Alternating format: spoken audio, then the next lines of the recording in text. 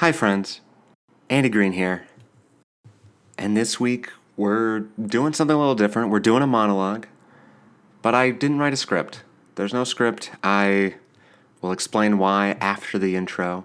But this week, we're going to talk about traveling. We're going to talk about taking a break, being able to take a break, and just my headspace right now with the podcast, with life, and everything in between. Because this is the Naked Man Podcast.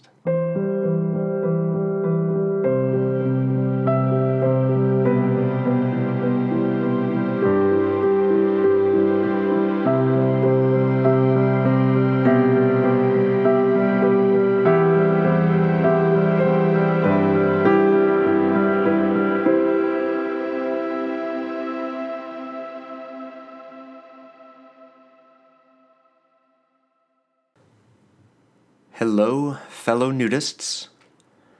I haven't been in the headspace to write this out and organize this, and most of that is because there's so many things on my mind, in my heart, and just things that I want to cover or want to do justice or want to explore, but there's just been so many other things happening or nothing happening in some cases, and I thought instead of packaging it, instead of writing it out and turning it into maybe more work than I wanted to, I just wanted to talk it out, give you an update on me, the podcast, life, and do so on the spot. That feels kind of like the Naked Man way anyway, and it was actually an idea or a part of maybe what inspired the monologues in the first place, to just be able to do something on the spot or improvised and see how that goes. And because obviously in the writing and editing, there is pulling back and maybe not being as honest.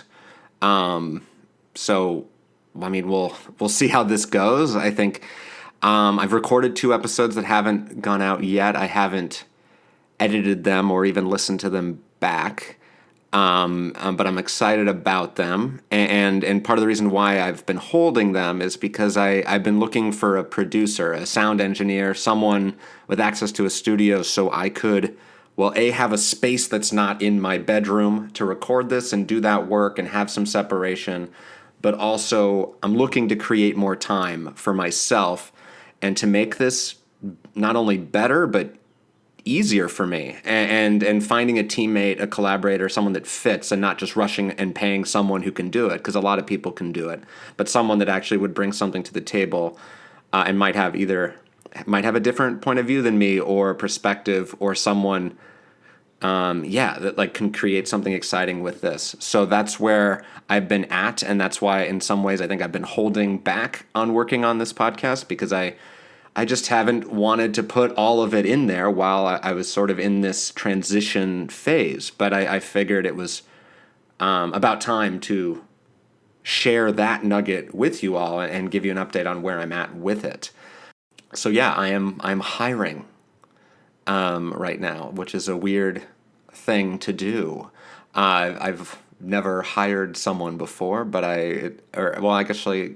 I did with Movies with Friends, and that worked pretty well, and I'm sort of excited, nervous to do that.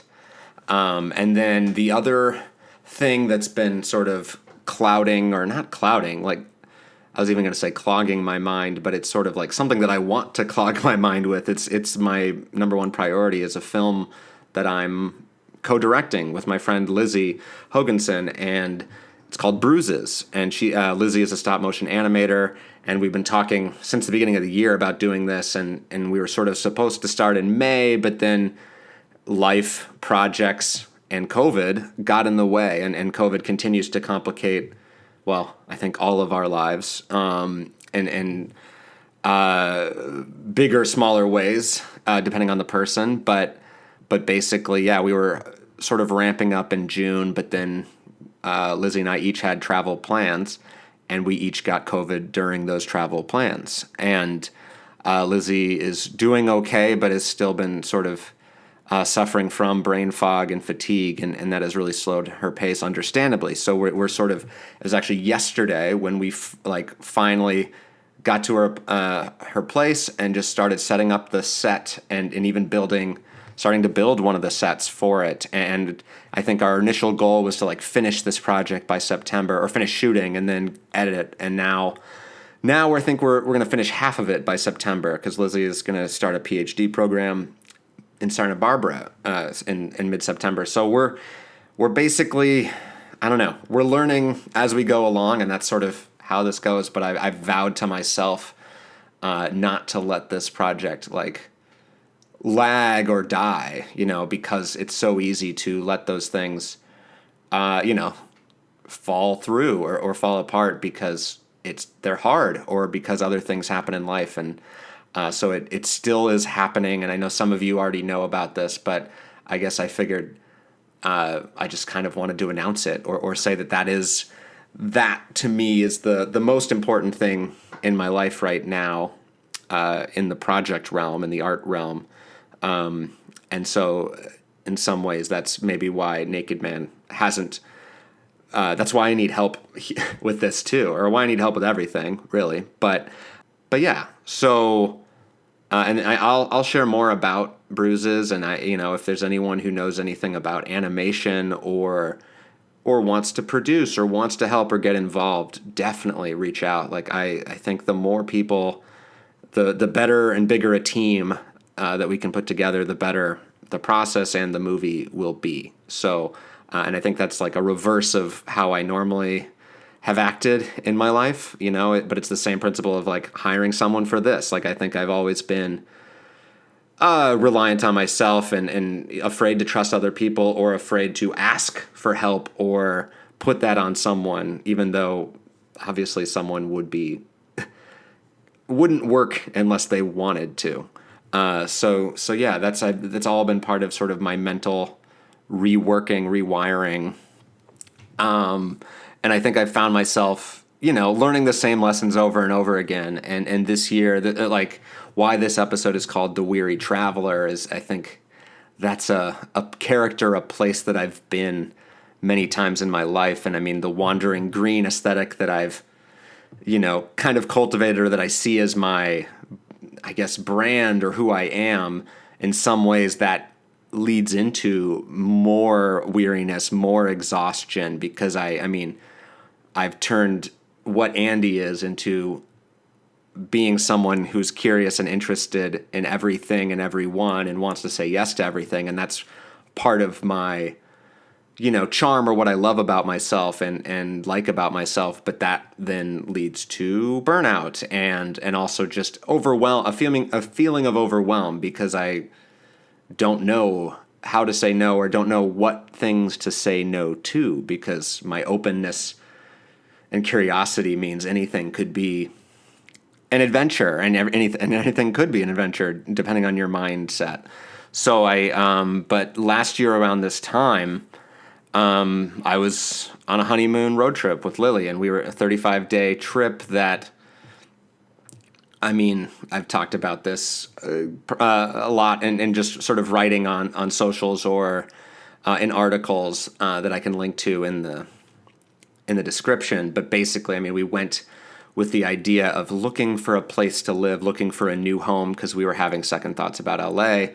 And this was, of course, coming out of the most severe part of the pandemic, where we just hadn't been outside of LA for over a year, and had to, change our wedding plans and change a lot of different things about our lives, like all of you.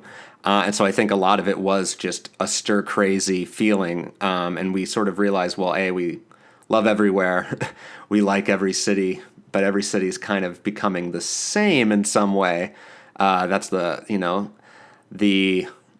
globalization happening of everything. Yes, we can all communicate and get to everywhere, but everything is sort of becoming assimilated, and there's, the same coffee shop in every single town. And I don't just mean Starbucks. I mean the same hipster coffee shop with the awesome pour over that, of course, I love, but also feel slightly like, oh, but what's the cool thing about Billings? Not what's the cafe that serves a pour over in Billings. But I think I'm digressing. But during early in that trip was actually, I started anxiety meds during that trip. Like I was tempted, because I always am tempted, to delay or procrastinate because I didn't want to complicate it, or I didn't want to, I thought that might be a distraction from the trip. But I think also it was just me afraid of starting meds. And that's, when talking to therapists and Lily, everyone agreed that probably was what was winning out. So we decided, yeah, okay, we'll start taking Prozac during that trip. And the first couple of weeks were quite rough anyway. My anxiety was there, and I think I had all this pressure on. I put pressure on myself always, but in travel, especially the wandering part of myself, there's this, added pressure on myself to have a life-changing journey or to find some sort of truth in every place that I go, but also record it, analyze it, share it, with Instagram, but also in writing. And the notebook is always out. And in a way I turn, travel and work, or travel into work. And in a way it feels like that is, that's just me, but because I'm not allowed to, take a break, to vacation. Travel for me is not sitting on a beach and doing nothing.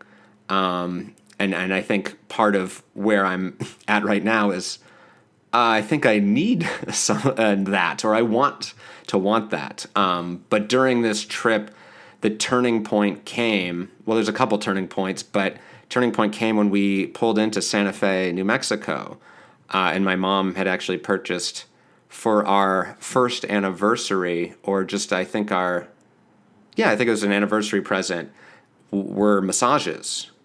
At a place that I'll link in the comments, because part of not preparing is that I didn't write down the name of the massage place. But I do remember the name of my masseuse, and the name of the massage that I selected is the name of this episode and the most Andy thing ever, The Weary Traveler. And it was basically describing me in that moment of someone unable to get rid of the anxieties of home, of work, of the past, of what I should be doing, and so I met Lucian, my massage therapist, and I had the best massage of my life, and I haven't had a ton of those, but every time I have one, I do feel more connected with my body, more relaxed, but also just more in tune, and that act of self-care, it never feels like I'm worthy of it, or it's expensive, or there's all the reasons why I can't do it, I don't have time, or why would I deserve a massage, like I'm not, a coal miner who deserves that. But this massage was different than any that I've been, because it was massage and oral therapy at the same time. It was getting to know my body again. It was through Lucian sort of asking me about my body and actually listening to what was coming out, and realizing that I have taken my body for granted my whole life and only notice it when it fails me, only noticing when it's not 100%, and only really most of the time I'm thinking of my body in not happy, positive ways. Whether it's being overweight, and that's a whole nother podcast, because Overweight Andy is another chapter of my life, but, being the Sultan of Sweat, being someone who has always sweat a lot all my life, and realizing now that a lot of that was actually a function of anxiety, rather than necessarily being out of shape, because I sweat like crazy no matter what.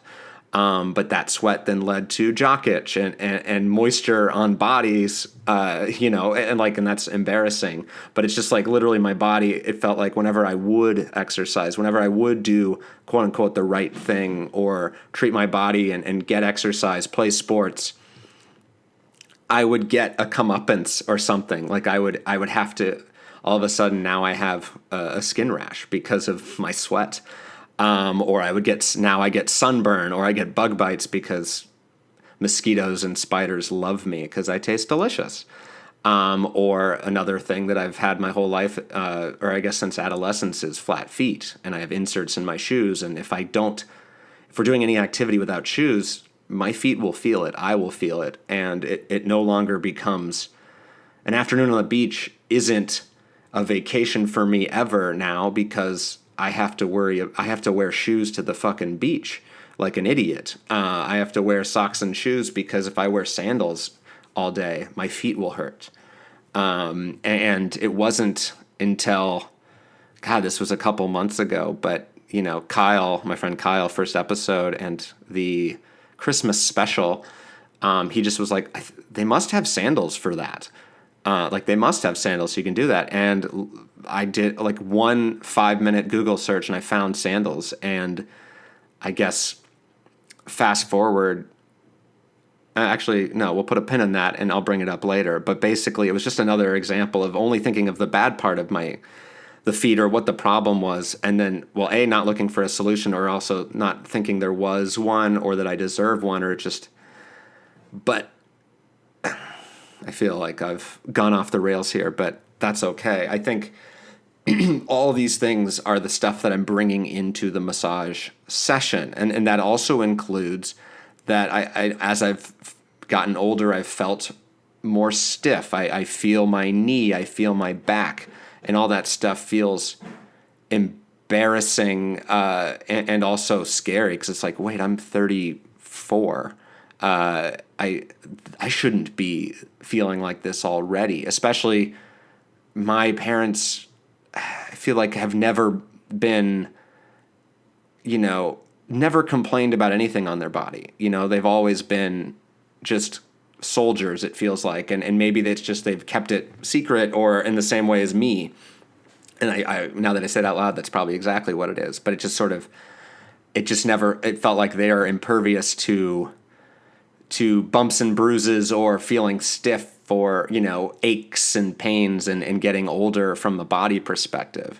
So, and so there's some shame there of like, well, what am I doing wrong? And why is my hair going away? And also realizing that, well, I think my anxiety has a lot to do with that too.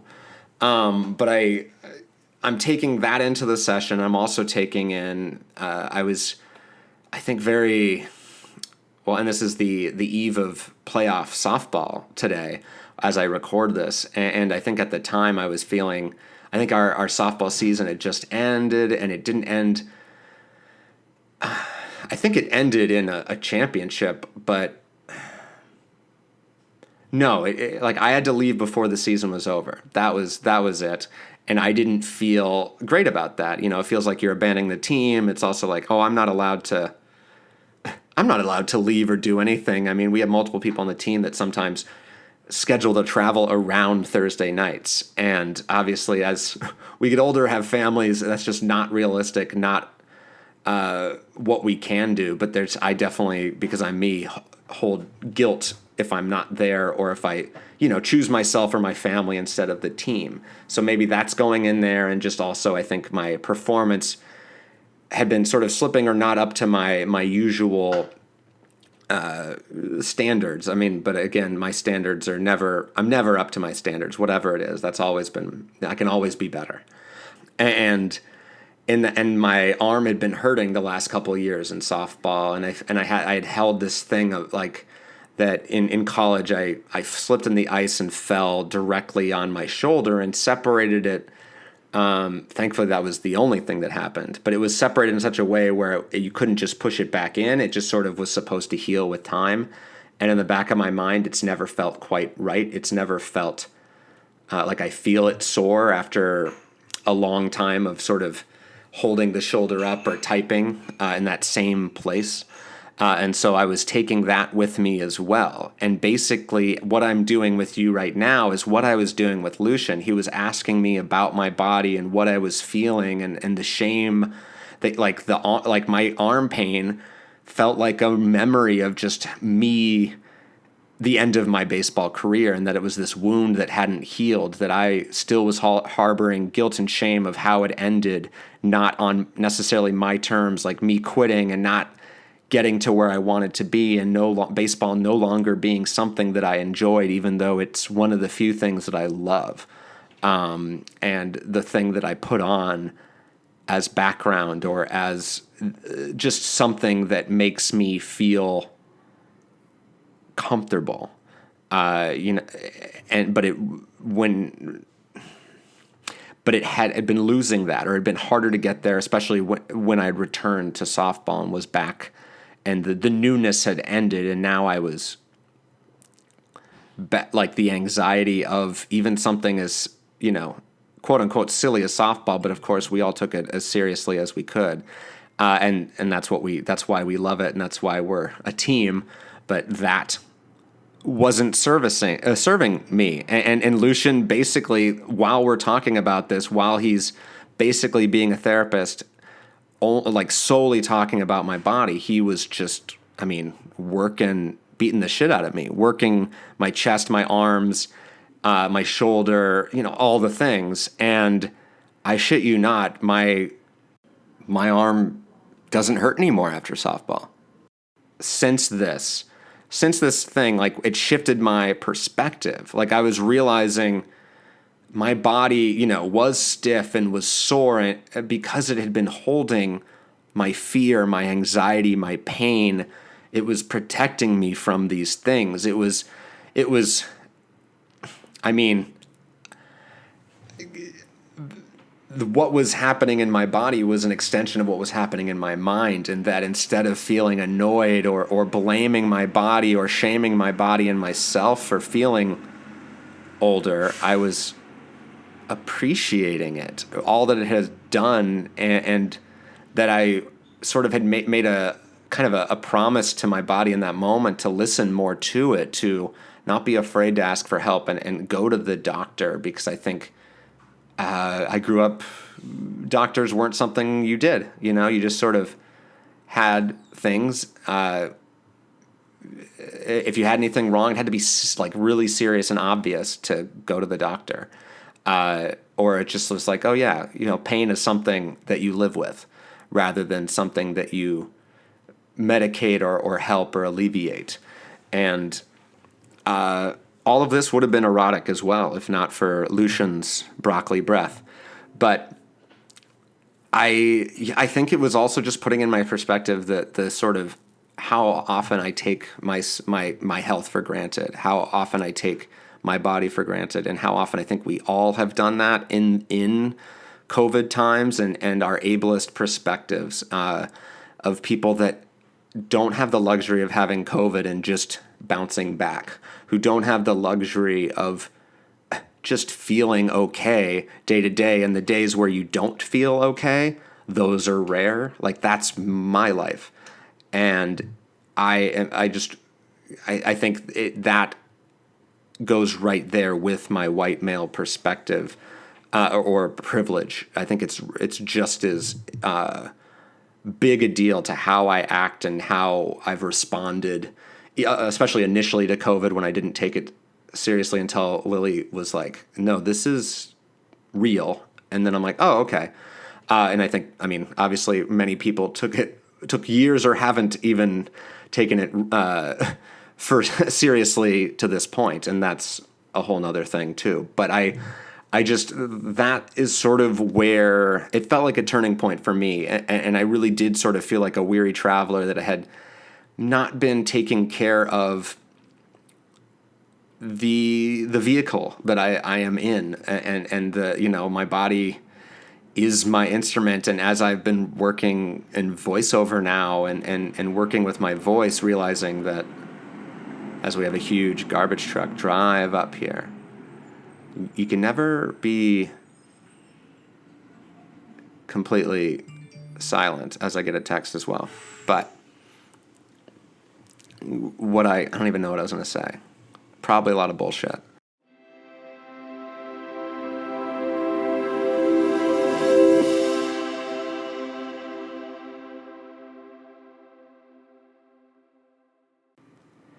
I mean, I just realized that, yeah, like, my voice is my instrument. It is part of my livelihood. It's something to take care of. It's just another extension of self-care. I think I've been I'm much more open to mind altering, I suppose, and that's in terms of substances, but also in terms of therapy. But really, it does feel like this marriage between mind and body is where I'm going toward, and trying to really rehash this relationship with my body that I don't think I've felt as close to or in or comfortable with since before puberty, really. I think that's when the divide happened, and yeah, I'm definitely still on that journey, and still learning that lesson. And I think now that jumps us to this year, and I just have come back from a 2-week trip in Mexico with Lily, and the trip, I found myself in a very familiar place. The last couple months on Prozac, I had been noticing that it just wasn't doing anything. I just felt like what I was the year before, and I did not want to just keep increasing the dose, keep increasing my tolerance, keep doing that, because I just was, trying to be smart and wary and careful, and also just sort of, it felt like I guess I had built up a tolerance to it, and it wasn't working anymore, or at least that was the hypothesis.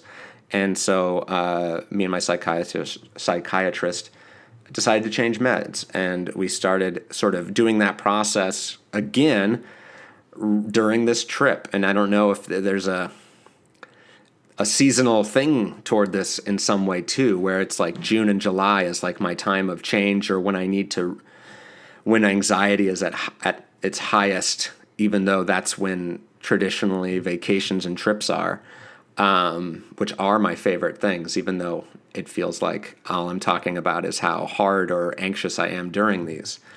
But basically, as we're started, I was noticing that I was more tired. I felt bloated, gross. I think there was maybe the elevation in Mexico City, the pollution, and I just felt not quite myself during that transition. And maybe part of that was that I had COVID without knowing it at that point, but there was just so many variables happening, and also the food in Mexico leads to a bloated, upset stomach. And I think I get so used to just having an upset stomach, having pain, that I'm just like, oh yeah, no, I feel terrible, but I'm not going to miss dinner. I'm not going to miss a cocktail. This is why we're here. And I in some ways I would complain to Lily or complain about how I'm feeling, but I wouldn't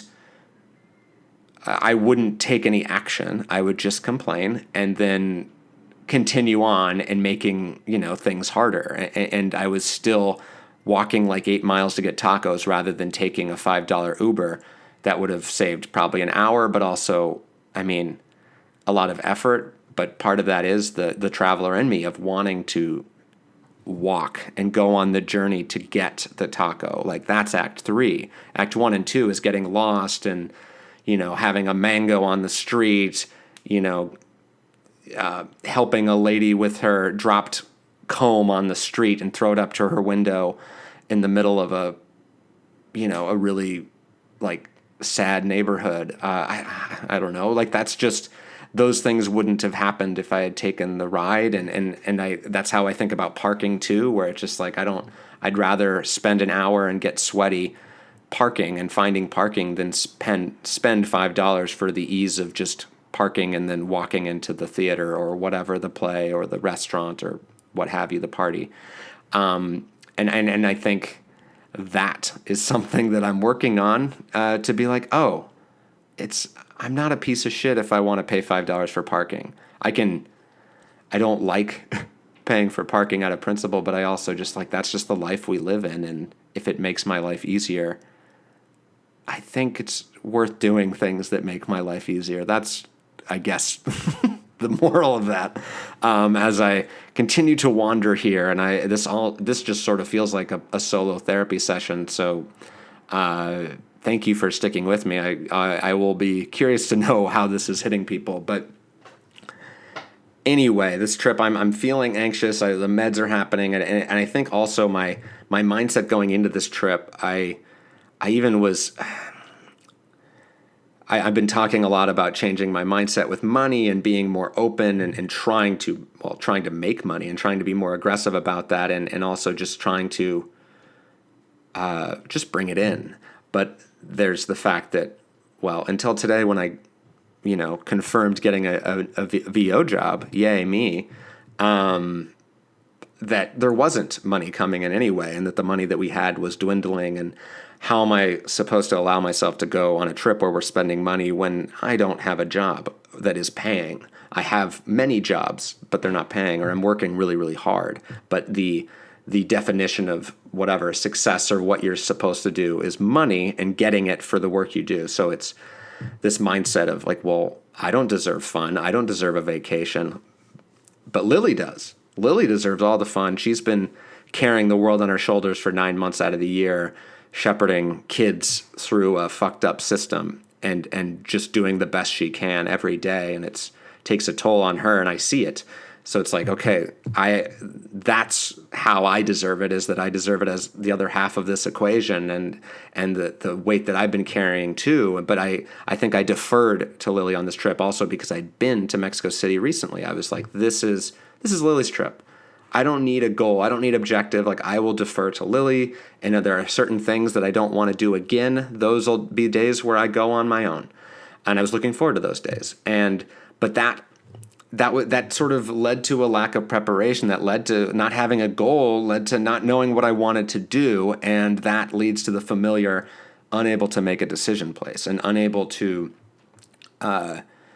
being overwhelmed by choice. In Mexico City, it's like a massive city that has every possible thing that you could want, especially in the realm of food and drink, which those are my favorite things, especially in this case where I had seen a lot of the art recently and culture. So I basically, in those scenarios, I let Lily make the decisions, and then I would be upset if they weren't what I necessarily wanted. Or I would, when I wanted a churro, for example, she'd be like, no, I don't want a churro. And then I would get mad and say, why are you controlling this trip? Like, why do you get to decide? And she pointed out, well, you can have a churro. Like, I don't need a churro. And that was examples of our codependency, or my codependency in that moment of like, oh, yeah, I can get a churro without Lily. Or we can do things separately even if we're together at that moment. Like, we don't have to eat the same thing. We don't have to drink the same thing. We don't have to do the same thing. And getting churros took 5 minutes, and I got to do it and have some rompope, which is like a Mexican eggnog type filled churro that's very strong, like kind of a rum thing. And yeah, I don't know what I'm doing, but this is all just to say that I think this trip was also a function, like me being very clunky and trying to work on boundaries, but failing to the most part. And boundaries, I think, has been coming up a bunch on the podcast and will going forward, especially on the one that the next episode, where we talk about boundaries, and that I really don't know how to make boundaries for myself, and in a way don't know what I want. And would rather have other people make decisions, and then I can get mad if it's not something that I like. I know what I don't want, but I don't know what I want. So that was basically my headspace. And then as we go to La Paz to meet Lily's parents and see if this is a place where they're going to retire to, in a similar vibe as the honeymoon road trip the year before, but for them, I got COVID. And in a scary way, it was sort of coming, I was noticing it or like having more certainty of it when I'm in an airport, in Mexico City airport, flying to La Paz, and feeling all the guilt and shame and like, should I be here? And while not knowing what I have, I could just have a cold. I could just be, feeling the effects of Mexico City, or drinking too much, which, that happened. So it's like, it was just hard in that moment. And then arriving and people sort of being in denial of that, not wanting to admit that I have COVID or that I'm sick or anything. So it's just, and being reminded that I've had that same mentality of like thinking that, oh, sickness is like something in your head, or that a positive mindset, like that toxic positivity can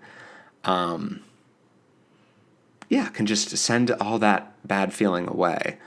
But I was adamant of getting a test, tested positive, and despite, you know, maybe apprehension or Lily's parents not wanting me to spend money, I put my foot down and got a separate Airbnb to be safe, to be sick by myself, and knowing that Lily would be joining me shortly because I was sort of the harbinger for her.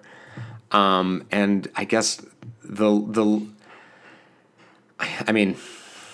it's amazing to me that it took this long, I guess, to get COVID. Not that we were idiots or uncareful, but we have been sort of living our life like it's normal, even though it's not. And we had sort of been moving on and still been traveling. And I think, once we had the vaccine, once we had the booster, we just sort of accepted that risk. And I think we still, I think we still would in some way.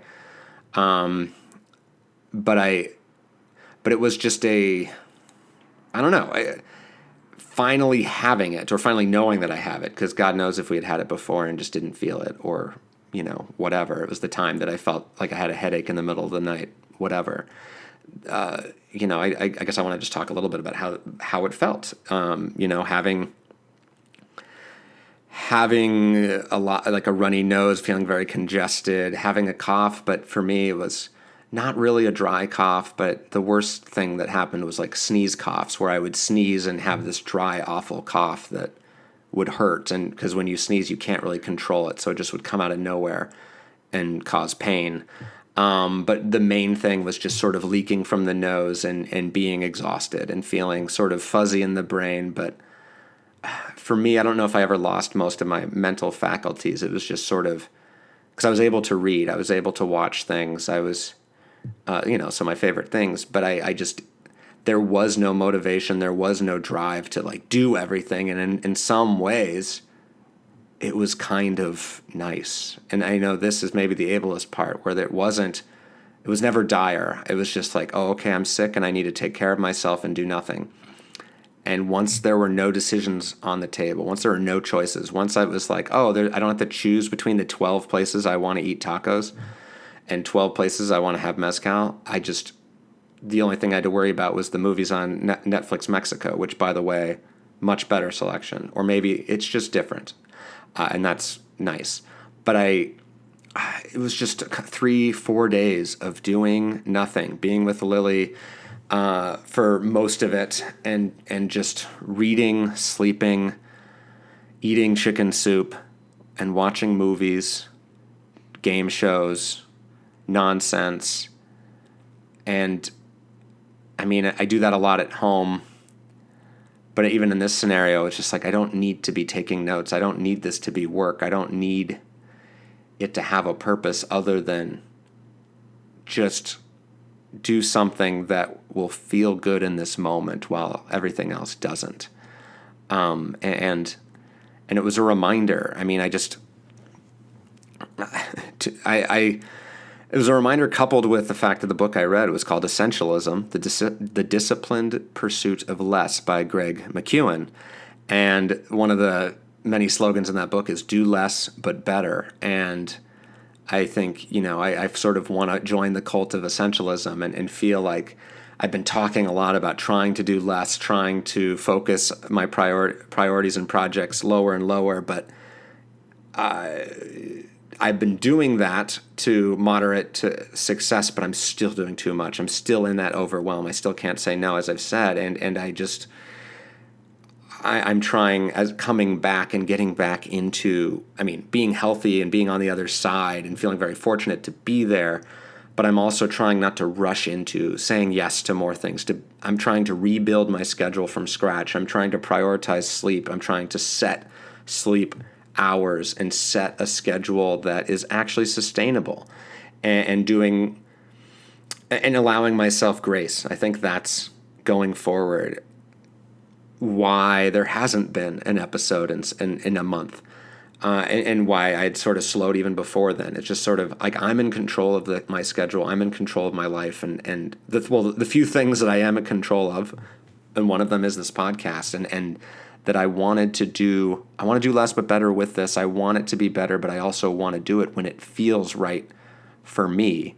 And I think that's sort of where we find ourselves here, where I find myself, a weary traveler on the other side, back home from an adventure that had its ups and downs, its difficulties, and there was, personal things beyond that aren't any of your business. But like all of the, and that's just life, and that those are never going to stop coming. But I want it to be something worthy, and I want it to be something honest. And the honest thing was to not do not to do episodes, not force them out because I had a schedule that I had made up. And I'm trying to be more cognizant of that, more lenient on myself. I don't think I have some sort of, moral of the story other than I'm just going to try and allow myself to do less and try to continue to be myself. And I think part of the things that I'd realized, not on this show, but maybe on Instagram, was that I was sort of becoming like everybody else, focusing on, nice pictures and happy things. And while that's important, I think also I want the reality. I want the warts and the bumps and bruises to be there too. So I think with this podcast, with everything, I'm gonna do it my way, but continue to learn and be open to new ways.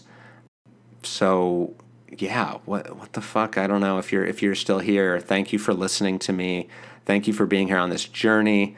I would love to know how you are all doing this summer. And I will talk to you soon. There will be more nuggets of probably about essentialism. That might be its own episode as I sort of focus in on how that work is changing what I'm doing, or if it is, because I already have to be building rebuilding and building schedules daily at this point, it feels like, because of all the things that are stacking up. But the thing is, I do feel like I'm doing more of the things that I want to do. And this remains one of the most important things that I'm doing, and is not something that I'm giving up on. And maybe that's the main thing. While there's been a lag, this remains very important to me and very much a part of what my journey is going forward and what I'm exploring with myself and with art. And I mean, that's what this is. This podcast is self-care for me, and I hope for you listening. And reach out if you want to talk.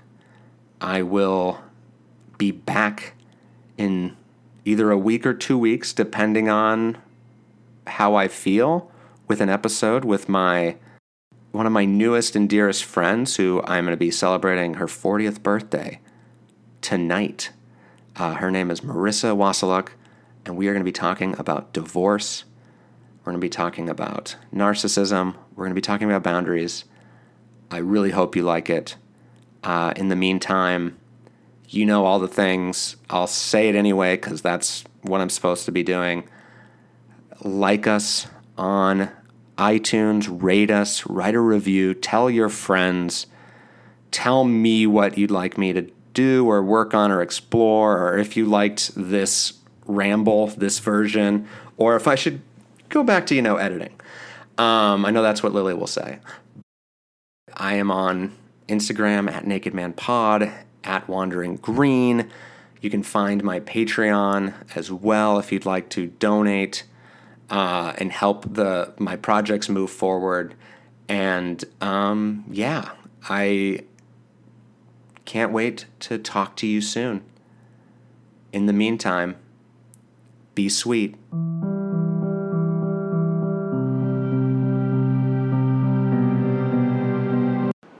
Oh shit, I put a pin in the sandal story, which is, I know everyone out there is wondering what happened with Andy's sandals.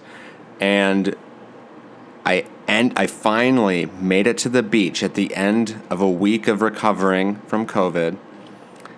And I spent a day at the beach with just sandals, and my feet didn't hurt.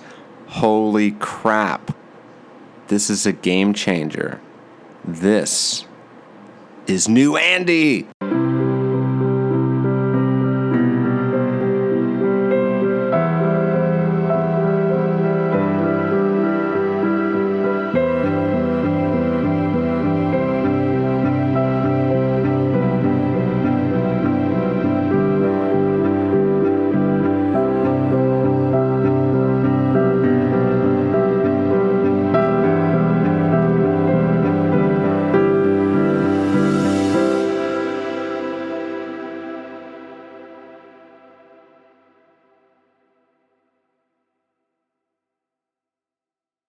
This episode of the Naked Man podcast was conceived and produced and created by me, Andy Green. All music was composed by Robert Panico, and all graphics were designed by Christopher Miles.